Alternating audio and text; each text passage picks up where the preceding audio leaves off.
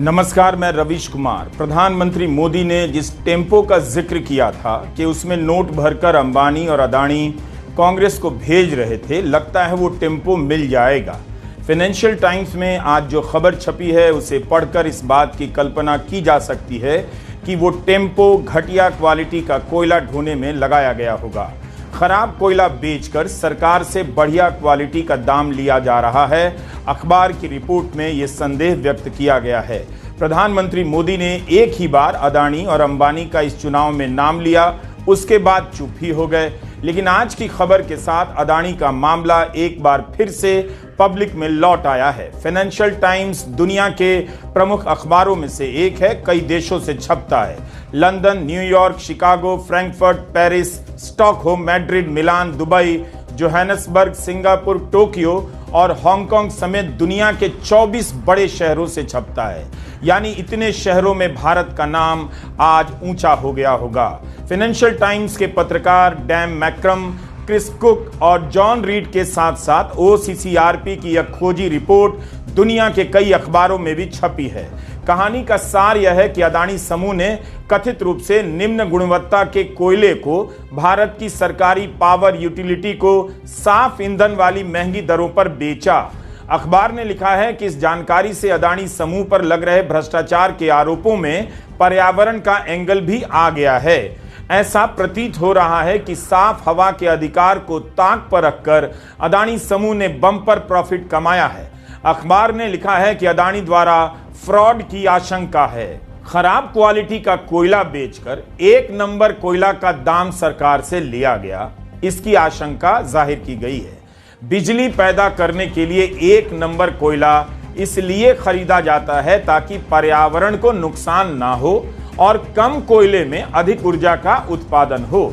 इसके लिए सरकार ज्यादा पैसे देती है और आपको महंगी बिजली मिलती है। लेकिन खराब क्वालिटी के कोयले से जब बिजली पैदा की जाती है तब ज्यादा से ज्यादा कोयला जलाना पड़ता है, जिससे हवा में प्रदूषण भी बढ़ता जाता है।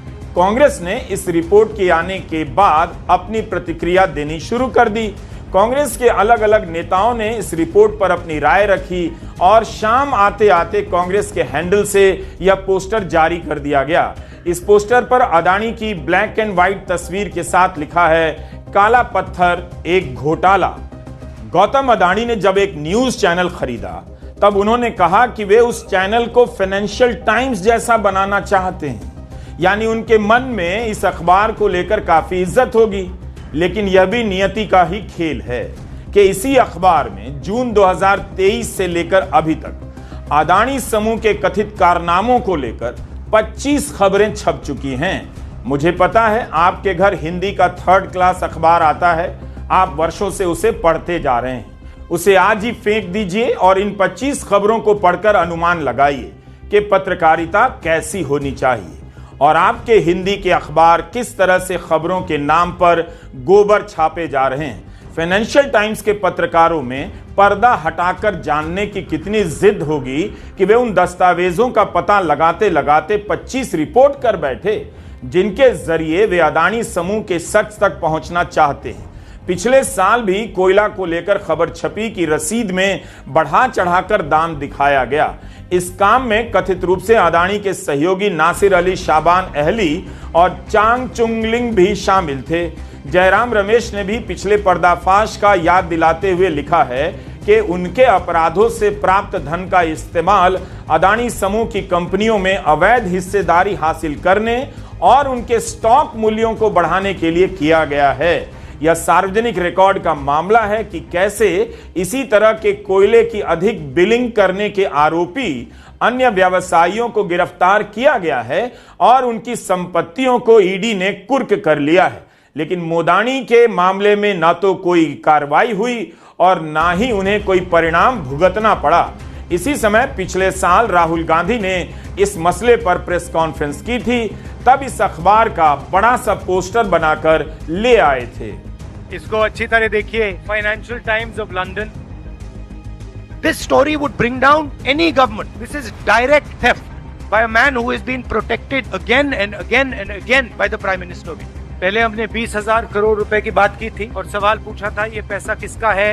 अब पता लगता है 20,000 करोड़ का फिगर गलत था, उसमें 12,000 करोड़ और ऐड हो गए हैं, तो अब टोटल फिगर 32,000 करोड़ का हो गया है। अदानी जी इंडोनेशिया में कोयला खरीदते हैं और जब तक वो कोयला हिंदुस्तान पहुंचता है उसका रेट बदल जाता है, डबल हो जाता है। ऐसे तकरीबन 12,000 करोड़ रुपए अदानी जी ने हिंदुस्तान की जनता के पॉकेट से निकाला है। बिजली के दाम बढ़ते जा रहे हैं और अदानी जी ओवर इन्वॉइसिंग करते हैं। याद रखिए, जैसे ही आप स्विच दबाते हो, चाहे वो बल्ब हो, पंखा हो, बिजली का पंप हो, याद रखिए अदानी जी के जेब में सीधा पैसा जा रहा है और अदानी जी की रक्षा नरेंद्र मोदी कर रहे हैं। प्रधानमंत्री की क्रेडिबिलिटी है, उस पर सवाल उठ रहा है। गांव गांव में लोगों को मालूम है कि अदानी जी ने चोरी की है। मैं प्रधानमंत्री की मदद करने की कोशिश कर रहा हूँ। कम clean, start the investigation, defend your credibility. पर प्रधानमंत्री अपनी क्रेडिबिलिटी की रक्षा नहीं करना चाहते क्योंकि शायद कोई और कारण है। मैंने सवाल पूछा था, पता नहीं ये किसका पैसा है, शायद ये अदानी जी का पैसा नहीं है, शायद ये किसी और का है।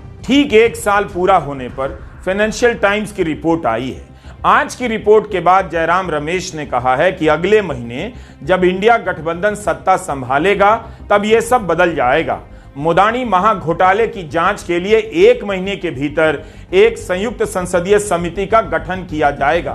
फाइनेंशियल टाइम्स की इस रिपोर्ट का सार यही है कि जनवरी 2014 में इंडोनेशिया की कंपनी झोनलिन सप्लाईज से घटिया क्वालिटी का कथित तौर पर कोयला खरीदा जाता है।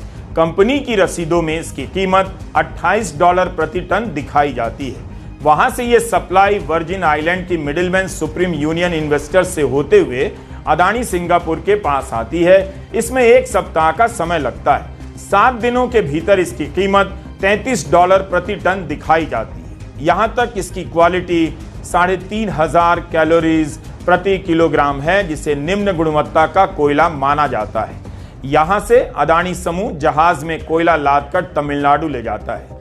वहां की एक सरकारी कंपनी टेंजेटको को बेचता है। लेकिन फाइनेंशियल टाइम्स ने जो रसीदें हासिल की हैं उसमें कोयले की क्वालिटी 6,000 कैलोरीज प्रति किलोग्राम दिखाई गई है, जो कि बहुत अच्छी क्वालिटी का कोयला है। इससे इस निम्न क्वालिटी के कोयले की कीमत बढ़कर $92 प्रति टन हो जाती है। इस सप्लाई की प्रक्रिया में ही अदानी ने करीब 3 गुना लाभ कमा लिया। फाइनेंशियल टाइम्स ने अपनी रिपोर्ट में यह भी पता लगाया है